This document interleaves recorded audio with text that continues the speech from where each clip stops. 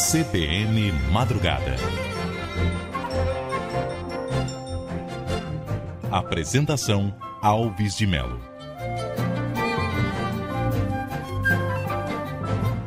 E o Código de Defesa do Consumidor completou 25 anos. Eu converso agora com Lélio Braga Calhau, promotor de Justiça de Defesa do Consumidor do Ministério Público de Minas Gerais.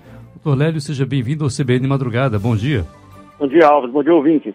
Doutor Lélio, quais são os avanços nesses 25 anos e quais seriam as perspectivas para melhorar essa situação? Tem que mudar a legislação ou só cumprir mesmo o que está na lei? Olha, a legislação ela já foi um avanço porque ela criou uma nova cultura entre o consumidor e o fornecedor. Infelizmente, houve alguns problemas que surgiram no decorrer da própria evolução da sociedade, que esse código atual ele não ainda trabalha de uma forma mais efetiva, como, por exemplo, o comércio eletrônico. Daí a necessidade, inclusive, encontra no Congresso Nacional, no Senado, em análise 2 projetos de lei, um para tratar do comércio eletrônico e um para proteger o consumidor superendividado. Interessante. Agora, em relação ao comércio eletrônico, são muitas queixas, né? Infelizmente, Alves, nós temos a capilaridade do Brasil com estados, comarcas, precatórias ainda pelo correio. Então você vê que tem uma certa dificuldade para você apurar as irregularidades quando elas são de uma comarca para outra. Quando é de um estado para o outro, dificulta mais ainda. E algumas pessoas desonestas se aproveitam dessa dificuldade para tentar dar golpes na internet. Então, o consumidor tem que ficar muito atento quando for fazer qualquer compra na internet, porque lá é um território onde há muitos golpes eletrônicos. E pode ser melhorado em relação à segurança do comércio eletrônico, hein, doutor? Olha, a segurança do comércio eletrônico ela passa primeiro pela própria segurança do consumidor, né? O consumidor ele tem que ter mais desconfiança, tem que ter protocolos de segurança mais rígidos. Igual muitas vezes a pessoa, por causa de R$1, ela deixa de comprar numa loja que existe, uma loja física, uma rede que tem credibilidade, para comprar de um site que ninguém nunca ouviu falar. E aí, de repente, perde um grande dinheiro porque não houve uma boa avaliação preliminar do risco daquela operação. Então, o consumidor tem que ficar mais com o pé atrás. Tem até aquele ditado, né, Alves? Que quando o desconto é demais, o santo começa a falar, ele confia, né? Doutor Lélio, contratos de bancos, planos de saúde e telefonia. Contratos cheios de cláusulas e que geralmente as pessoas assinam sem ler e depois enfrentam muitos problemas. Eu gostaria da sua abordagem sobre isso. Alves, você lidar com bancos, companhias telefônicas e planos de saúde é um grande desafio no Código de Defesa do Consumidor. Por quê? Eles são, no geral, que o Mauro Capelletti, na década de 70, chamou de litigantes profissionais, grandes litigantes. São grandes empresas que possuem uma grande assessoria jurídica, um sistema de defesa jurídico muito bom e muito grande. Então, para o consumidor que é pequenininho entrar com uma ação contra eles, é sempre recurso que eles vão botando. Então, o que acontece? Em algumas dessas empresas, simplesmente terceirizaram o problema. Tipo assim, se o consumidor tentar resolver algum problema no serviço de atendimento do consumidor da empresa, ele não vai resolver nada e vai ser empurrado para a justiça, onde esses grandes litigantes já mantêm grandes escritórios de advogados para fazer a defesa deles. Então, a resposta para o consumidor, infelizmente, quando tocamos no assunto de bancos, companhias telefônicas e planos de saúde, ela ainda é muito insuficiente porque o consumidor está querendo. Em relação aos serviços prestados pelo governo, hein, doutor? Olha, o Código de Defesa do Consumidor, ele também prevê que o serviço público tem que ter qualidade também. Lá tem um artigo que fala que aplica-se ao Código do Consumidor ao serviço público. Mas, infelizmente, também é uma situação que eu acho que é até pior, né? Mais crítica, né? É porque algumas coisas acontecem, como o senhor lembrou pouco, são pagamentos imprecatórios, né? A pessoa leva muito tempo para resolver esse problema, né? Tem o pagamento imprecatório, tem toda uma confusão aí também que envolve tarifa, taxa, tem um arcabouço jurídico que acaba dificultando. Por exemplo, eu vou te falar uma coisa assim, que o poder público está cada vez mais querendo aumentar os impostos, as tarifas também, né? Então, você tenta, como é que fala, por exemplo, há 2 anos atrás, o Supremo Tribunal Federal, pelo plenário, ele proibiu o Ministério Público de ajuizar ações civis públicas para questionar tributos. Então, às vezes o serviço está muito ruim, aumenta os impostos e não tem como o Ministério Público agora entrar com uma ação civil pública para questionar aquele aumento, já que não está tendo a mesma qualidade de serviço que estão cobrando no preço do tributo, né? Então, permitiu-se a ADIM, que é muito mais demorada, mas ainda tem a possibilidade do Ministério Público questionar tarifas, né?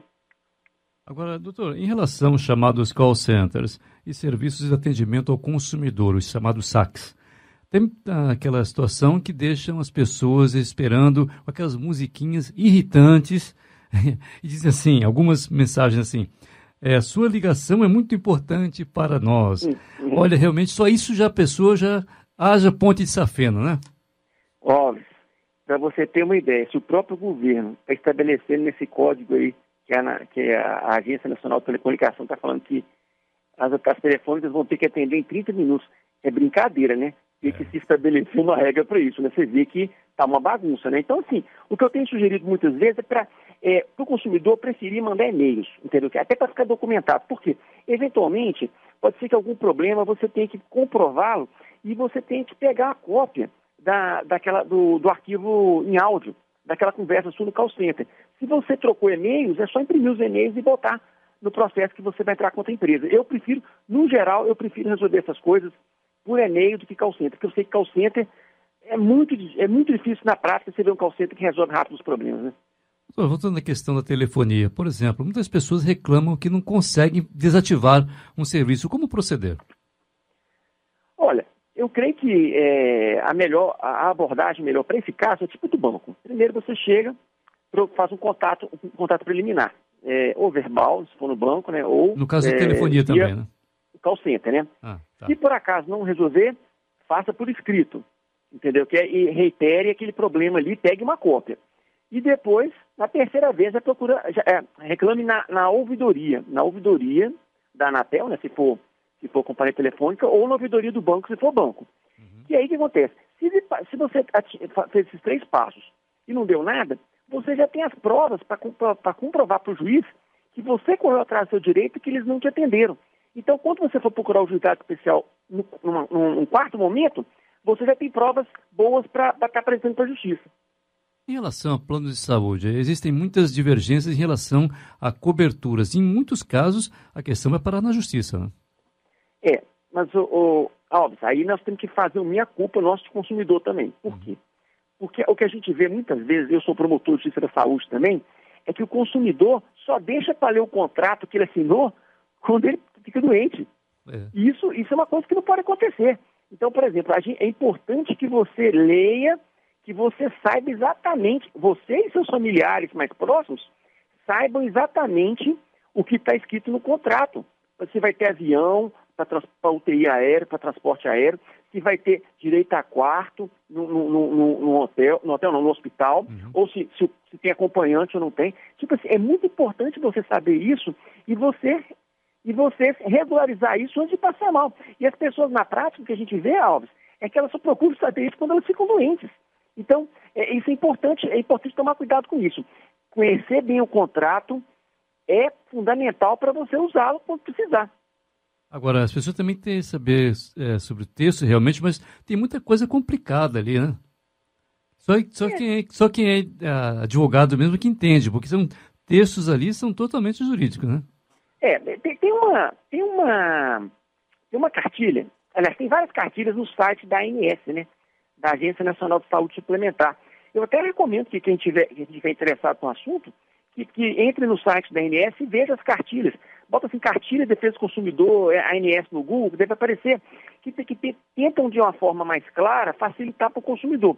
Mas, realmente, o que eu creio que talvez seja interessante vocês saberem, é que a jurisprudência também tem alguns entendimentos. Então, pode ser que, eventualmente, o contrato diga uma coisa, mas a jurisprudência da defesa do consumidor na saúde já tem evoluído há tanto e tenha concebido. Por exemplo, você tem um caso aqui de pessoas que eventualmente necessitam daquela dieta intraenteral, né? Uma dieta que a pessoa de repente é um paciente que tem que tomar alimento por sonda.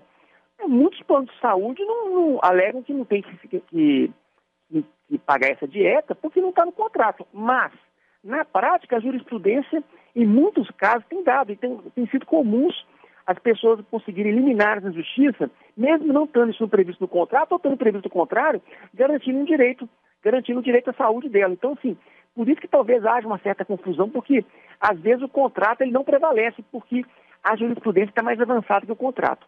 Reajuste de mensalidades em relação aos planos de saúde. São muitas reclamações também, principalmente em relação aos planos anteriores ao ano de 1999. Por que temos essa diferença, hein, doutor? Olha, a grande luta no plano de saúde é o equilíbrio do contrato, né, o equilíbrio financeiro. Então, realmente, olha, os planos anteriores a 99, eles, no geral, eles estão mais baratos que o preço de mercado hoje, né? Então, é uma luta eterna do plano de saúde querendo buscar o seu equilíbrio financeiro. Agora, nós temos que verificar, e a ANS tem que cobrar deles, né, a Agência Nacional de Saúde Suplementar, se eles estão cumprindo a parte deles, né? Assim, às vezes eles reduzem muito o atendimento, começam a prestar um serviço insuficiente. Agora, eu li uma matéria recentemente, óbvio, que eu fiquei preocupado. Eu vi uma matéria recentemente, achei até essa matéria interessante, no Jornal de São Paulo, que está apontando que tem estudos que indicam que o custo dos planos de saúde vai triplicar em 15 anos, sem ser mudança de faixa. Então, a gente tem que ficar preocupado com isso também, né? É claro, você chega a 60 anos, por exemplo, o preço sobe muito, né? Quando teve o advento da lei do Plano Nacional de Saúde, eu acho que foi em 1990, não estou enganado, ele criou as faixas, né, para tentar, como é que fala, limitar esses abusos que tinham. E outra coisa, as pessoas, às vezes, antigamente eles davam um preço que eles queriam para a cara da pessoa, né? Então, aquelas faixas ali, elas tentam limitar isso aí, mas de qualquer forma, as faixas maiores, elas vão tender sempre a ser mais caras. É uma tendência que acontece no Brasil por causa do aumento da expectativa de vida, por exemplo, né? Sim. E também o aumento dos custos do plano de saúde, né? Essa matéria mesmo que eu vi aí falando que vai triplicar o custo de saúde nos próximos 15 anos, eu já mostrei para a minha família toda. Falei, vocês vão, todo mundo já presta atenção nisso. Não fica achando que o custo de saúde vai continuar seguindo mais ou menos o salário mínimo, não, que não vai aumentar. Doutor Lélio, quais são as principais reclamações que o senhor acompanha sobre isso como promotor de justiça de defesa do consumidor do Ministério Público de Minas Gerais? Olha, geralmente você tem reclamações envolvendo desatendimento, aonde existe uma lei municipal que fala que as pessoas têm o direito de ser atendidas em 15 minutos nos bancos. Isso é muito comum, os bancos descumprirem isso. Primeiro, os bancos, apesar do Código de Defesa do Consumidor ser de 1990, os bancos fizeram de tudo, recorreram até o Supremo para não cumprir o Código de Defesa do Consumidor, alegando que eles não eram consumidores, que eles eram só clientes. Mas aí, agora os tribunais superiores já pacificaram que se aplica ao CDC e aos bancos também. Só isso aí já houve um desgaste muito grande para os consumidores. E aí, eventualmente, eles alegam que as leis municipais não poderiam estar regulamentando isso, sempre tenta achar uma brecha jurídica para não cumprir. Esse é um problema que se apresenta de uma forma muito clara.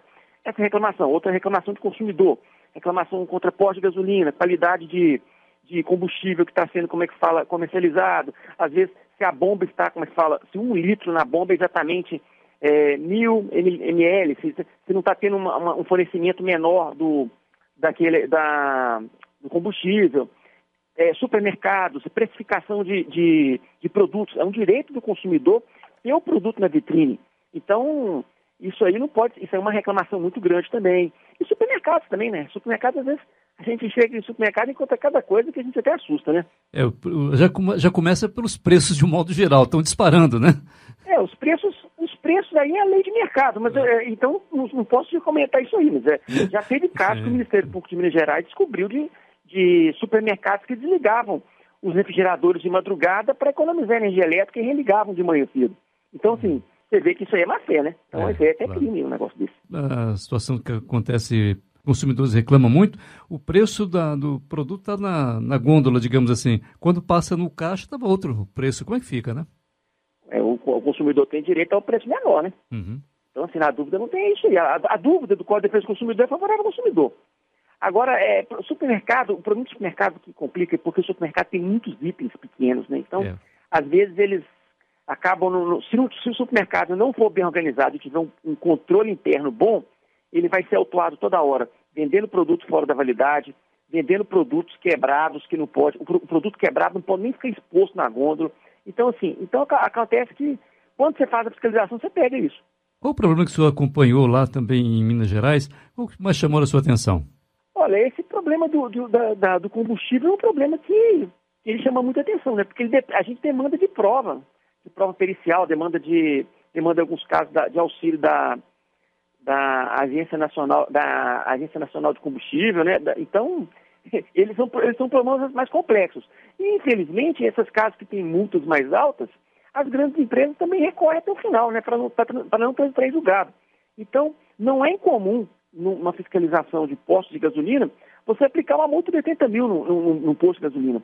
Só que eles contratam bons advogados, vão recorrendo e dentro do direito deles, né? E acaba que demora 5, 6, 8 anos para aquela multa ali ser efetivada, né? Agora, de um modo geral, qual a sua expectativa em relação à questão do comércio eletrônico e também à questão dos consumidores endividados? A questão do comércio eletrônico, eu penso que é uma questão bem assim pontual, porque ela tem que ser melhor regulamentada para evitar os abusos, mas ela não pode também querer substituir a liberdade do empreendedor, para não engessar o empreendedor. Agora, o que está me chamando mais atenção nesse momento, Alves, e isso está me marcando muito, porque eu estou vendo muitas pessoas nessa situação, e teve recentemente uma pesquisa da Confederação Nacional do Comércio que apontou que 52% das famílias brasileiras hoje estão endividadas, que é a questão do sobreendividamento, né? Do consumidor quebrado. Então, o consumidor que tem dívidas muito maiores do que capacidade de pagar um determinado débito. Então, parece-me que o Senado caminha para aprovar muito em breve um projeto de lei que vai regulamentar tanto o comércio eletrônico, que vai trazer regras mais rígidas, mas que também vai dar mais proteção para esse consumidor sobreendividado, porque hoje nós temos muita gente quebrada, muita gente endividada, e essas pessoas não têm proteção nenhuma, óbvio. Por quê? Na prática, prevalece o seguinte, regra geral, o contrato faz lei entre as partes. Então, se a pessoa estiver num ato de desespero e entrar no primeiro lugar que oferecer um crédito para ele, e ele pegar um empréstimo de 15% ao mês, que é um juros para lá de absurdo, dificilmente depois o judiciário vai anular aquele contrato. Por quê? Porque ele vai seguir hoje o princípio geral do direito que o contrato faz entre as partes. E o juiz vai falar, assinou porque você quis. Então, nós temos que trazer houve muito abuso com essa questão da oferta de crédito. Então, eu penso que o CDC tem que trazer mais um pouco de equilíbrio com essa questão do consumidor nesses casos. No caso do cartão de crédito, por exemplo, as taxas chegam a 720% ao ano. É um absurdo isso. Óbvio, eu tenho até medo de pensar nessas taxas. Eu penso em medo nessas taxas para não estar mais, sabe? Tipo assim, 15% ao mesmo. Óbvio, a poupança está dando no ano 7,5%. Então você imagina, 15% ao mês, que tipo de juros que são? Mas olha, é o que eu falei com você. Se a pessoa entrar nessa dívida e infelizmente depois for buscar ajuda do Poder Judiciário, na maioria das vezes ele não vai ter ajuda nenhuma. Por quê? Que vai prevalecer, para o caso dele, o princípio geral do direito que o contrato faz entre as partes. E o juiz vai perguntar, você assinou porque você quis, agora você quer anular o contrato? Então, as pessoas têm que ficar mais protegidas. E o CDC, com essa questão da proteção do consumidor sobreendividado, e aí, gente, eu quero falar de outra coisa interessante aí no Rio, vocês têm o PROCON, o PROCON do Rio, tem a Defensoria Pública, que tem um núcleo de sobreendividamento fantástico, que volta e meia eu consulto e pesquiso na internet, que eu acho que é uma coisa que deve ser replicada para o resto do Brasil. Agora, de um modo geral, nós temos a expectativa de que essa legislação avance bastante, né, doutor? Ela já está avançando bastante. Ela avança muito, Alves, ela avança muito pela jurisprudência também, né? A gente tende a achar que, não, se não vê uma lei nova, não muda, mas a cabeça do juiz vai mudando. Para você ter uma ideia, quando eu comecei a atuar na área do consumidor e da saúde, eu não tinha muito, a gente lutava por remédios, né? Muitas vezes contra o plano de saúde, né? Depois passamos a lutar por essas dietas interais, né? E recentemente eu vi até jurisprudência falando que era para entregar fralda geriátrica, né? Contra o plano de saúde. Então você vê que a jurisprudência ela vai mudando, ela vai sendo mais, às vezes ela avança, às vezes ela retrocede. Mas assim, por exemplo, nós temos, agora o que a gente precisa melhorar muito, creio eu, é uma jurisprudência mais firme contra os bancos, porque os bancos, realmente, a venda casada no Brasil é uma coisa terrível, e os bancos praticam muito isso. E aquelas abreviaturas, por exemplo, o extrato bancário, algumas coisas ali são só eles que entendem mesmo, né? Aquilo ali, cabe até reclamação no Banco Central sobre aquilo ali, né? Assim, que antigamente tudo era débito conforme autorização, né? Débito conforme... E não explicava o que era, né? Eu acho, eu trabalhei 10 anos no Banco Federal, eu acho até que melhorou um pouco hoje essa parte aí.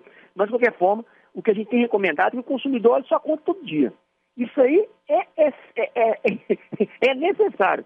Todo dia você tem que entrar na sua conta do banco e dar uma olhadinha como é que está lá. Porque vão debitar coisa na sua conta que você não autorizou, as tarifas vão subir de uma hora para outra sem eles te avisarem. Então, você tem que ficar vigilando. Doutor Lélio, muito obrigado então pela entrevista aqui na CBN. Até a próxima oportunidade. Um bom dia para o senhor. Bom dia, Alves. Obrigado aí. Bom dia, ouvintes da CBN. Um abraço. Tchau, tchau. Conversei com Lélio Braga Calhau, promotor de Justiça de Defesa do Consumidor do Ministério Público de Minas Gerais.